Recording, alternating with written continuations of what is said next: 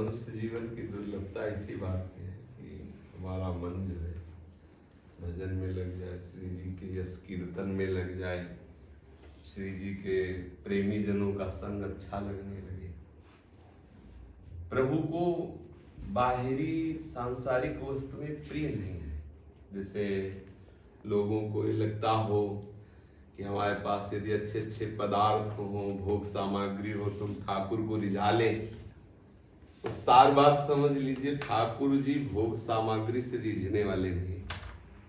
जैसे कोई धनी मानी हो, वो सोने चांदी के सिंहासन और बर्तन और 56 प्रकार के भोग, तो ठाकुर जी रीझ जाए, ऐसी बात नहीं। क्योंकि ये जितना भी सामग्री और विलास है सब माया का है। वो माया से भगवान के भक्त बचते हैं, नहीं बचते, तो फिर प्रभु कैसे उससे राजी हो जाएंगे? प्रभु से कैसे राजी हो जाएंगे? उसमें भक्त का प्रेम होता है। जिस वस्तु को प्रभु स्वीकार करते हैं उसमें भक्त का प्रेम होता है। नहीं देखो, स्पष्ट देखो, गीता में भगवान कह रहे पत्रम पुष्पम फलम तोयम ये में भक्ता प्रेक्षति। रबड़ी, रसगुल्ला, गुलाब जामुन, गुजिया, 56 भोग नाम नहीं लिए। क्या लिए? पत्रम पुष्पम फलम तोयम। अब ये सेवा के लिए जो 4 चीजें भगवान ने बोली, इसमें बोलो किसी को कहीं भी अगर परेशानी होता, भगवान ने अगर मांग की, भोग की, तो क्या कहा? पत्रम पुष्पम फलम तोयम। एक चुल्लू जल, एक फूल, एक तुलसी दल, कोई एक फल, अगर वो आप भाव से प्रभु के चरणों में समर्पित करते हो, तो भगवान ने कहा अश्नामि, मैं तुरंत पा लेता हूं, तुरंत उससे स्वीकार कर लेता हूं। और यदि वो प्रेम भाव से युक्त नहीं है, तो देखो दुशासन के महल को दुर्योधन ने संपूर्णतया ऐसा सजाया, ऐसी भोग सामग्रियों से युक्त कि इंद्र भी ललचा जाए। भगवान से कहा भी कि चलिए, वो ये दिखाना चाहता था कि हम हस्तिनापुर के राजकुमार है, तो देखो हमारा वैभव। रीझ जाएंगे ठाकुर जी। उसने समझा कि रसिया है, खा पी के इनको रिझा ले।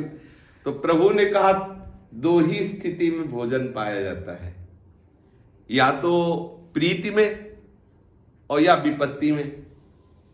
तेरे में प्रीति नहीं, मेरे में विपत्ति नहीं, तो तेरे हम कैसे पावे? तेरे में प्रीति नहीं और मैं कोई विपत्ति में नहीं फंसा हूं कि भैया किसी भी तरह पेट भर ले, इसलिए मना कर दिया। और श्री विदुरानी जी के यहां प्रभु स्वयं जाते हैं और उनकी भावमयी स्थिति का पान करते हैं प्रभु। यहां तक कि वो स्नान कर रही तो उन्हें कपड़ा बदलने का भी होश नहीं। वैसे ही श्री हरि अपना पीताम्बर उनके शरीर पर ढकते हैं, उनको ले जाते हैं। प्रभु उनसे कहते हैं, देखो इस समय प्रभु अभी अभी कह के आ रहे हैं दुर्योधन से कि तेरे में प्रीति नहीं और मेरे में भूख नहीं, कैसे पाओ? यहां कह रहे हैं कि विदुरानी जिससे कि भूख लगी, कुछ पवा। अब आप सोचो प्रभु के अंदर भूख किसकी आई? अगर भोजन की पदार्थों की होती तो दुर्योधन का निमंत्रण क्यों अस्वीकार कर देते? भाव, विदुरानी जी जो जिस प्रेम भाव में मगन है, उनको इतना तो सुनाई दिया कि प्रभु कह रहे भूख लगी, कुछ पवाओ। तो ऐसे हक्की बक्की सिखड़ी की क्या पवाओ? तो केला रखे हुए थे, प्रभु ने इशारा किया। विदुरानी जी जैसे तैसे लाई केला और गिरी फेंक रहे, छिलका पवा रही। अब आप बताओ छिलका में क्या स्वाद है? कोई साधारण आदमी भी नहीं पाता। और अखिल लोक चूड़ामणि अनंत ब्रह्मांडों के स्वामी प्रेम में मगन होकर, पुलकित होकर केले का छिलका पा रहे हैं। ये पत्रम पुष्पम फलम तोयम ये में भक्ता प्रेक्षति। प्रभु कभी किसी के पदार्थ पर नहीं रिझते, कभी किसी की विद्वता पे नहीं रिझते कि भाई बहुत गुणवान, बहुत विद्वान है तो प्रभु को उसने रिझा लिया।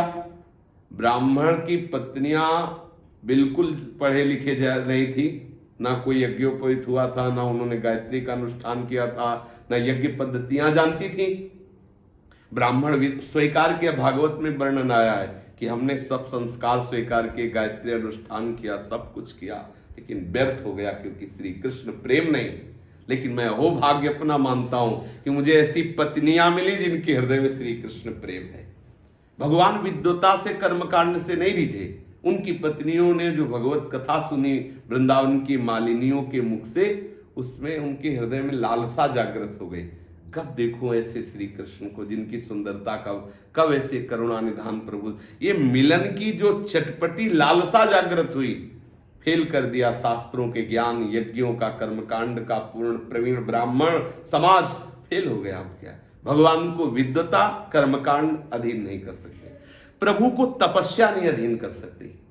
देखो श्री दुर्वासा जी कितने महान तपस्वी हैं, वो अम्बरीश जी नवीन नवीन रानियां, राजमहल, सुंदर चक्रवर्ती सम्राट सब भोग है, लेकिन प्रभु ने दुर्वासा जी के लिए नहीं कहा अहम भक्त पराधीनो, अम्बरीश जी के लिए कहा। क्यों? क्योंकि अम्बरीश जी दैन्य होकर प्रभु के चरणों का आश्रय लिए, और दुर्वासा को तप बल है। जिसे तप बल होता है उसे हरि का बल नहीं होता। अपबल तप बल और बाहुबल चौथो बल है दाम, सूर किशोर कृपाते हारे को हरि नाम, जो पूर्ण हरि के चरणों में समर्पित। तो इससे पता चला कि हरि तपस्या से भी नहीं मिलते।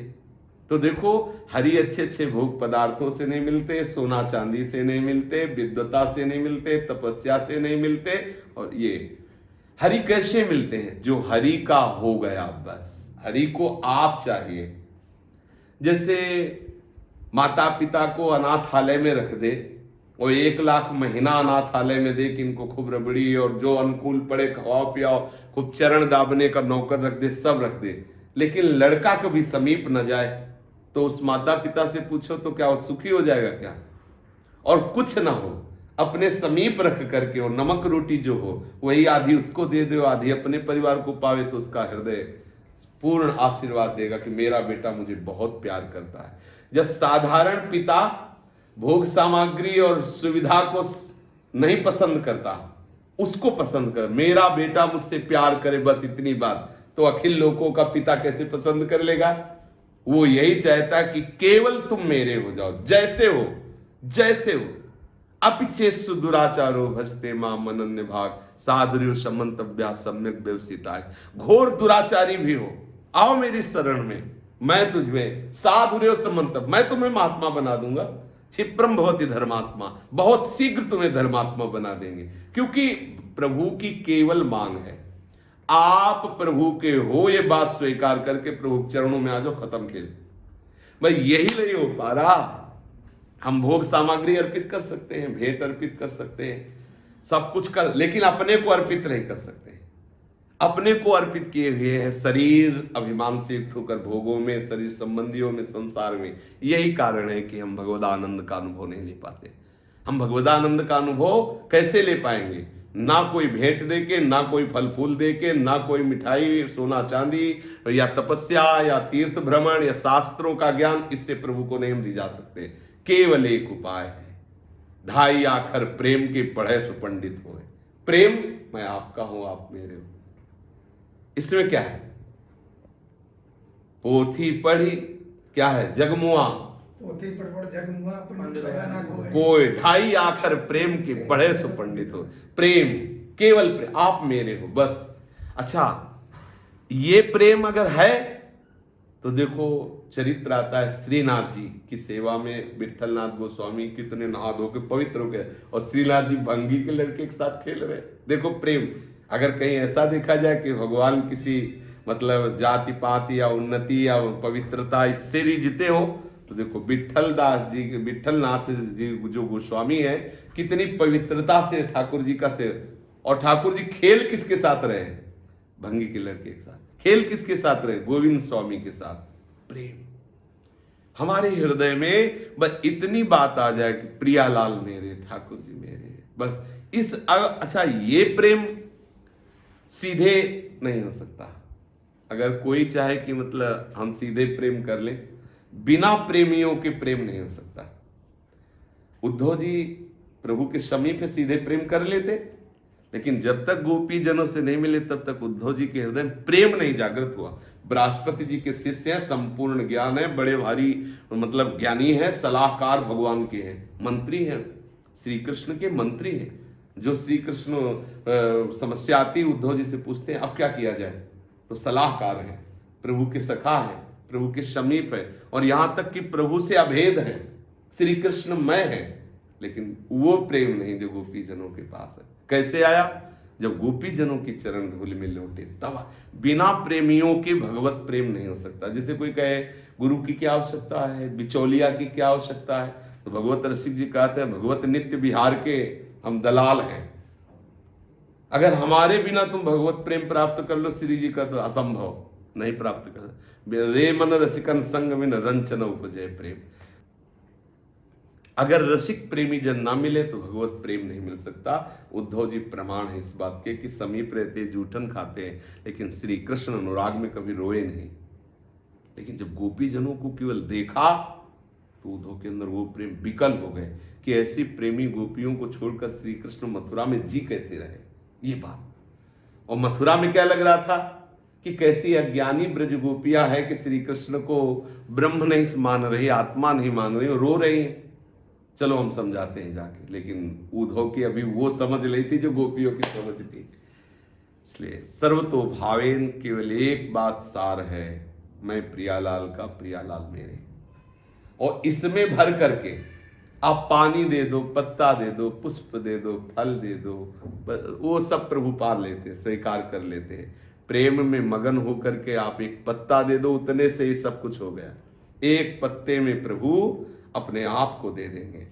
और अगर प्रेम नहीं है तो मान लो कोई, हम कह रहे हैं कि 1 कुंतल सोने का सिंहासन बनवा लो, 1 कुंतल, तो 4 लाख योजन का पहाड़ है सुमेरु पर्वत सोने का।